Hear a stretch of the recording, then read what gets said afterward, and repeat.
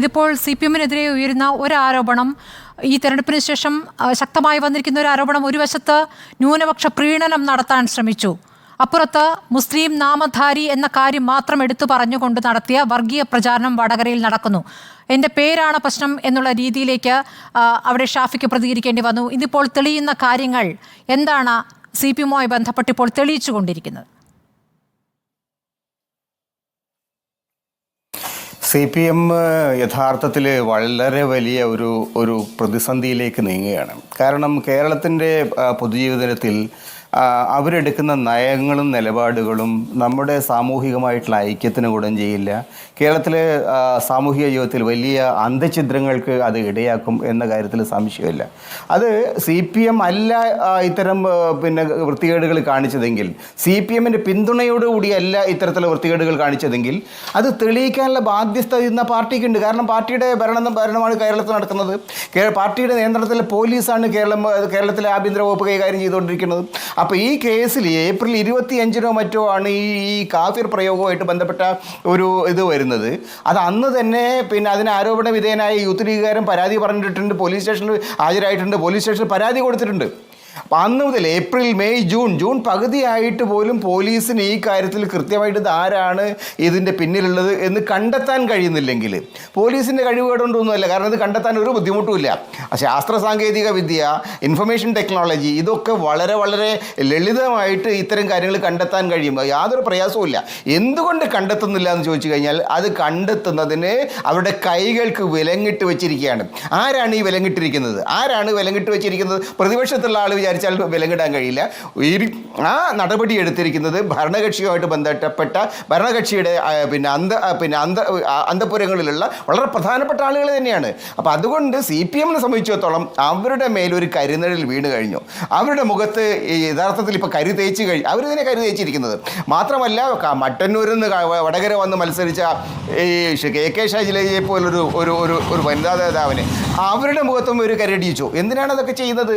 യഥാർത്ഥത്തിൽ അവരുടെ പാർട്ടി പ്രവർത്തകരുടെ മേൽ, അവരുടെ പാർട്ടിയുടെ പ്രധാനപ്പെട്ട നേതാക്കളുടെ മേൽ ഒക്കെ തന്നെ അമിതമായിട്ടുള്ള ആരോപണത്തിൻ്റെ ഒരു തരം ശങ്കയുടെ ദുരാരോപണത്തിൻ്റെ ഒക്കെ ഒരു അന്തരീക്ഷം ഉണ്ടാക്കുന്നത് ആരാണ് എന്ന് ആ പാർട്ടി ജനങ്ങളോട് പറയണം. അങ്ങനെ പറയാത്ത കാലത്തോളം ഞങ്ങൾ തിരുത്തും എന്നാണ് ഇപ്പോൾ MV ഗോവിന്ദ മുതൽ എല്ലാവരും പറയുന്നത്. എന്ത് തിരുത്താണ് വേണ്ടത്? ഏറ്റവും അടിസ്ഥാനപരമായി വേണ്ട തിരുത്ത് ഇങ്ങനെ കേരളീയ സമൂഹത്തിൽ പരിശോധിക്കും എന്നുള്ള കാര്യമാണ് പറയുന്നത്. രണ്ടാം പിണറായി സർക്കാർ വന്ന ശേഷം നേതാക്കൾക്ക്, വലിയ നേതാക്കൾ തൊട്ട് താഴെത്തൊട്ടുള്ള നേതാക്കൾക്ക് വരെ വന്നിരിക്കുന്ന മാറ്റം പരിശോധിക്കുമെന്നാണ് പറഞ്ഞത്. അപ്പോൾ അങ്ങനെ ഒരു സുതാര്യമായ ഒരു പരിശോധനയിലേക്ക്, തുറന്ന ഒരു സമീപനത്തിലേക്ക് പാർട്ടി പോകുന്നു എന്നാണോ ഈ ഘട്ടത്തിൽ കാണേണ്ടത്? കാരണം MV ജയരാജന്റെ കഴിഞ്ഞ ദിവസത്തെ പ്രതികരണം കണ്ടപ്പോൾ നമ്മൾ കരുതിയിരുന്നത് എന്താണ്? ഈ പോരാളി ഷാജിയെ പോലുള്ളവരുടെ പ്രവർത്തനം ഈ സാമൂഹ്യ മാധ്യമങ്ങളിൽ പാർട്ടി അനുയായികൾ എന്ന മട്ടിൽ പലരും പ്രചരിപ്പിക്കുന്ന ചില കാര്യങ്ങൾ, അവർ തന്നെ മറ്റു ചില കാര്യങ്ങൾ പ്രചരിപ്പിക്കുന്നു. അപ്പോൾ ഇവരെയൊക്കെ തള്ളിപ്പറയുന്നു, ഇവരുടെ ഒന്നും സഹായം ഇനി പാർട്ടിക്ക് വേണ്ട എന്ന മട്ടിലൊരു പ്രതികരണമായിട്ടാണ് അന്ന് വ്യാഖ്യാനിക്കപ്പെട്ടത്. പക്ഷേ ഇപ്പോൾ KK രമ പറയുന്നതിലേക്കാണോ കാര്യങ്ങൾ എത്തുന്നത്? ഈ അന്വേഷണം, ഈ കാഫിർ പ്രയോഗത്തിലെ അന്വേഷണം പ്രതികൂലമായി വരുന്നു എന്ന ഘട്ടത്തിലാണോ ഇങ്ങനെയൊരു മലക്കം മറിച്ചിൽ? അത് യഥാർത്ഥത്തിൽ ഈ പോരാളി ഷാജി, ചെങ്കതിർ, ചെങ്കോട്ട, ഇങ്ങനെ പലവിധ കോട്ടകൾ ആരായിരുന്നു ഇതിൻ്റെ പിന്നിൽ പ്രവർത്തിച്ചിരുന്നത്? എത്ര കാലം CPM ഈ ആളുകളെ പ്രൊമോട്ട് ചെയ്ത് കൊണ്ടുവന്നു? ഈ ആളുകളുടെ പ്രവർത്തനങ്ങളെ എത്രമാത്രം അവർ പ്രൊമോട്ട് ചെയ്ത്?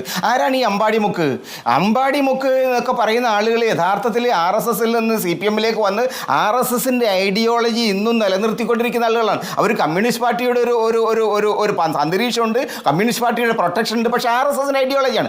ആ ഐഡിയോളജിയാണ് സമൂഹത്തെ വിഭജിക്കുന്ന RSSൻ്റെ സംഘപരിവാരത്തിൻ്റെ ഐഡിയോളജിയാണ് അവർ CPM-ൽ വന്നും അത്തരം പ്രവർത്തനങ്ങളെ നടത്തുന്നത്. അതിന് പിന്തുണ കൊടുത്തുള്ള ആരാ? ഈ ജയരാജനൊക്കെ തന്നെയല്ലേ? എത്ര കാലമായിട്ട് അവരങ്ങനെ പ്രവർത്തിക്കുന്നുണ്ട്. അപ്പോൾ ഇപ്പോൾ ജയരാജൻ പറഞ്ഞു ഞങ്ങൾ അവരുമായിട്ട് തെറ്റിയെന്ന്.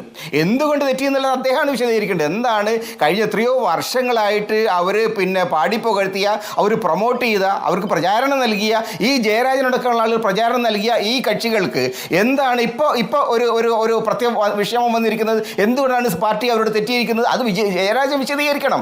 ജയരാജൻ്റെ വിശദീകരണത്തിലൊന്നും അതില്ല. അത് പാർട്ടി അവരെയൊക്കെ ആരാണ്ട് പിടിച്ചെടുത്തു എന്നാണ് പറയുന്നത്. അവരെ യഥാർത്ഥത്തിൽ പ്രൊമോട്ട് ചെയ്തവരാണ്. ഈ കൊണ്ടുപോയി നടന്നതും നീയേ ചാപ്പ, കൊണ്ടുപോയി കൊല്ലിച്ചതും നീയേ ചാപ്പ, ഇവർ കൊണ്ടു നടക്കുകയും ചെയ്തു. ഇപ്പോൾ ഇവർക്കെതിരായിട്ട് അവർ രംഗത്തിറങ്ങുകയും ചെയ്തെങ്കിൽ അത് അവരുടെ പ്രശ്നമാണ്.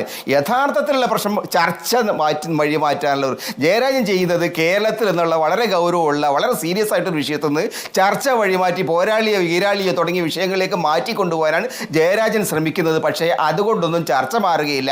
ആരാണ് ഈ ക്രിമിനൽ ആക്ടിവിറ്റീസിൻ്റെ പ്രവർത്തനത്തിൽ, ആരാണ് ഈ ക്രിമിനൽ പ്രവർത്തനത്തിന് പിന്നിൽ പ്രവർത്തിച്ചത് എന്ന് ജനങ്ങളോട് പറയാൻ സർക്കാർ ബാധ്യസ്ഥമാണ്. അത് പാർട്ടിയെ കാര്യത്തിൽ ശക്തമായ നടപടിയെടുക്കണം. പാർട്ടി പോലീസിനോട് പറയണം, അല്ലെങ്കിൽ അത്തരത്തിലുള്ള നടപടികൾക്ക് അവർ ഇനീഷ്യേറ്റീവ് എടുക്കണം. അവരുടെ ആളുകളൊക്കെ തന്നെയാണല്ലോ ഇപ്പോൾ ചോദ്യം ചെയ്തിരിക്കുന്നത്. അപ്പോൾ അതുകൊണ്ടൊക്കെ തന്നെ ഇത് എവിടെ നിന്നാണ് വന്നത് എന്നുള്ളത് വളരെ വളരെ വ്യക്തമാണ്. അത് കേരളത്തിലെ മുഴുവൻ ജനങ്ങൾക്കും അറിയാം. CPM-ന്റെ അകത്തളത്തിൽ നിന്നാണ് ഇത് വന്നിരിക്കുന്നത്.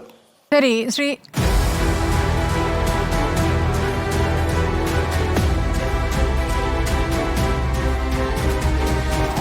ഡിബേറ്റ് വിത്ത് സ്മൃതി പരുത്തിക്കാട്.